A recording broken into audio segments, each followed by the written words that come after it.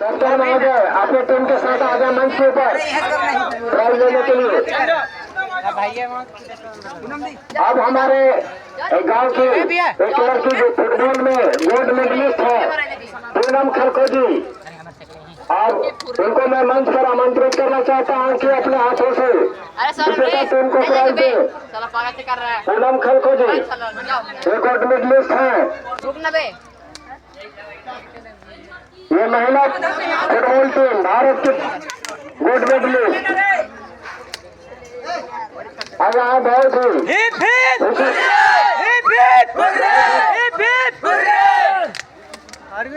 बहुत ही खुशी के साथ लाल ट्रॉफी दिया जा रहा है, प्राइज दिया जा रहा है विजेता टीम को। ये भारत क्लब आज के जो इस टूर्नामेंट के आज विजेता बने हैं, ये फौजी बालकिशन बांडो स्मृति फुटबॉल टूर्नामेंट के विजेता भारत क्लब इस ऐतिहासिक ग्राउंड में आज विजय